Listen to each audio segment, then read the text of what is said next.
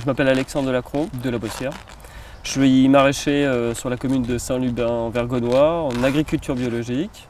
J'ai 37 ans. J'ai un parcours un petit peu atypique dans ma vie professionnelle parce que je ne suis pas issu du milieu agricole à proprement parler. J'ai d'abord fait le parcours classique d'un étudiant de banlieue parisienne. Donc j'ai eu une formation de clerc de notaire. Et puis au cours de ma formation professionnelle de clerc de notaire, j'ai décidé de me réorienter professionnellement. Donc j'ai choisi un secteur d'activité qui était plus en accord avec ce que j'étais moi, plus proche de la nature, plus proche d'idées dans l'écologie, de la pratique de l'écologie.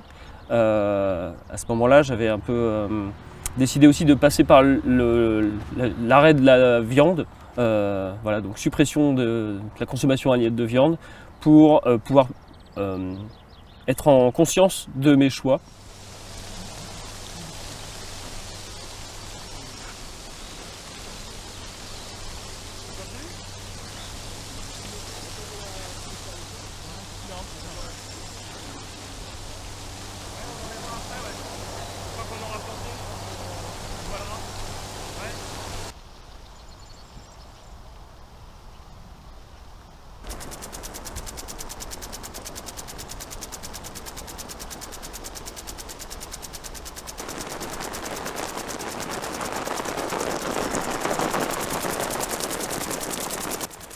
Donc j'ai fait un BPRE à Brie-Contrebert en Ile-de-France et puis parallèlement à cette formation, j'ai suivi des stages sur une exploitation maraîchère qui était située à Boissy-sous-Saintion, qui était une exploitation maraîchère dans laquelle il y avait 2 maraîchers collaborateurs.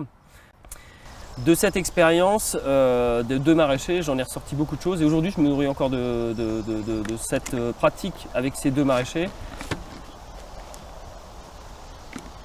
J'ai fait appel à mon oncle maternel, qui était exploitant céréalier sur la commune de Saint-Lubin-Vergonois.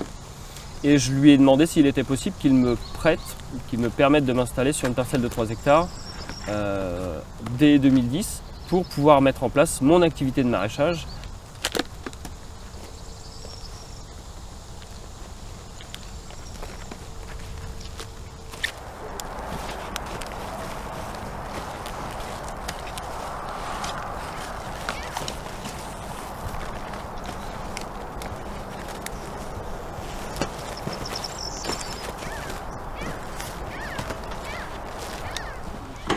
Profond toilette, profondément. Vous aviez fait une chorégraphie, tout ça avec le Tu les remets où les petits points?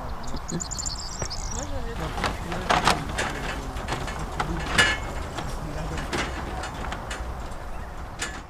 Alors surtout au niveau du sol qui était plutôt sablo-limoneux dans l'exploitation dans laquelle j'ai été formé.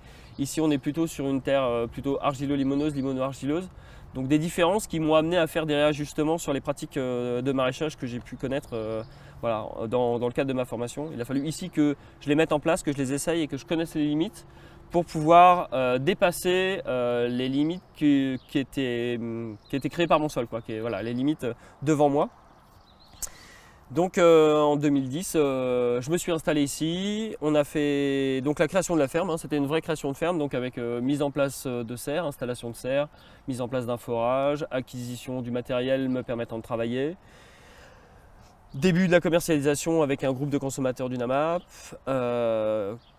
En parallèle du travail avec l'AMAP, j'ai travaillé avec aussi un commerçant qui démarrait son activité, Thomas Grappi, dans la partie Blois. Et puis j'ai commencé à travailler avec la cantine scolaire du village de Saint-Lubin parce que les relations avec le maire au moment de mon installation étaient très favorables. Et puis l'idée c'était que ce soit que du positif, quoi. C'était du donnant-donnant. Voilà. Donc, démarche positive de ma part et puis démarche positive de la part de la mairie pour créer une relation de bienveillance les uns avec les autres.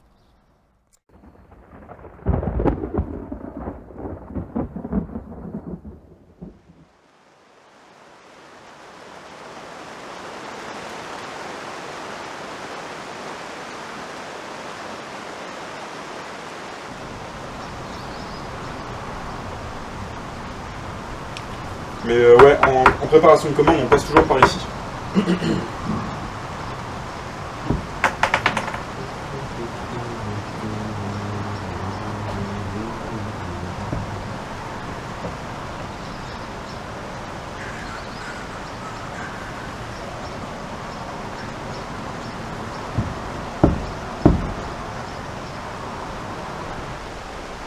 commencer par ouvrir les serres parce qu'il faut que ça ventile.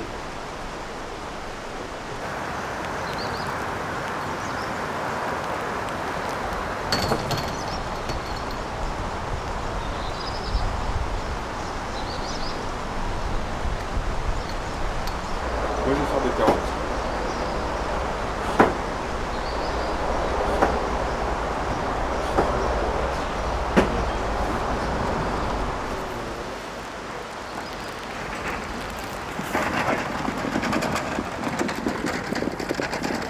Depuis 2014, j'ai décidé d'ouvrir ma ferme à d'abord du salariat, donc avec 2 personnes qui se sont succédées l'une derrière l'autre en contrat de professionnalisation, Simon et puis après Didier, et puis depuis maintenant 2 ans et demi, depuis maintenant 2 ans, des personnes en couveuse, en immersion, viennent travailler avec moi pour apprendre, comprendre et s'imprégner de mes techniques de production. Donc l'idée c'est qu'on travaille ensemble dans un projet de production. On mutualise ensemble notre temps disponible, nos moyens de production, et puis chacun de nous est son propre patron et chacun de nous a son réseau de commercialisation dans lequel il va proposer ses produits. Donc on a une mutualisation de la production, l'action de production, et une dissociation des moyens de commercialisation et des chiffres d'affaires. Sur la ferme, on a une grande diversité de production, je n'en ai pas parlé jusqu'à maintenant, mais voilà, l'idée c'est, étant maraîcher en AMAP, on essaye de s'adresser à un panel de gens assez large, et donc du coup on a la nécessité de pouvoir proposer aussi une diversité des productions qui est assez large. On travaille 52 semaines par an à la production, donc on a 52 semaines par an une diversité de légumes qui va en hiver de la mâche, des carottes nouvelles, des oignons, de la salade.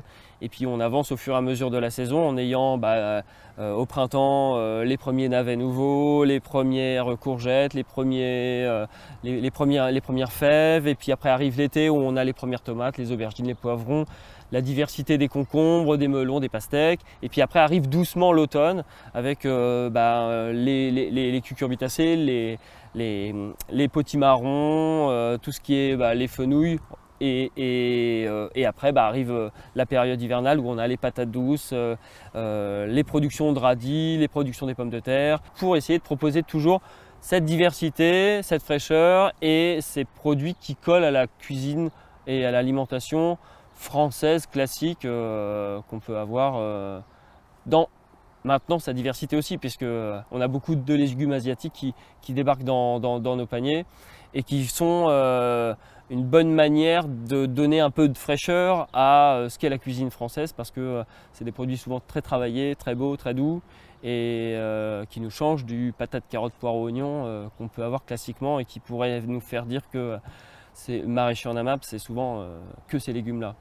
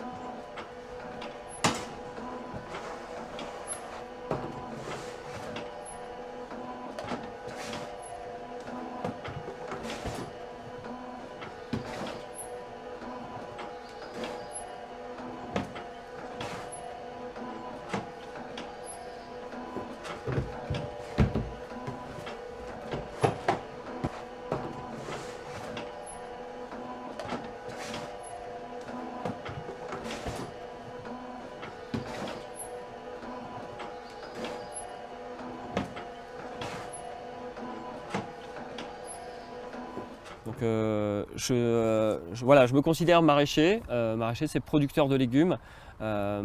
Donc on a des impératifs de chiffre d'affaires pour pouvoir se sortir un revenu. C'est ce qui peut aujourd'hui nous différencier des jardiniers.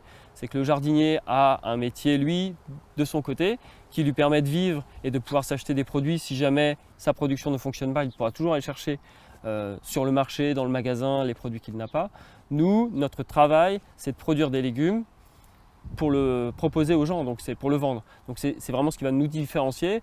Donc après, dans l'organisation de notre travail, il faut que ce soit le plus efficient possible pour que chacune des opérations qu'on fasse nous amène à nous donner du temps pour faire la suivante dans la journée, puisque nos laps de temps sont assez courts.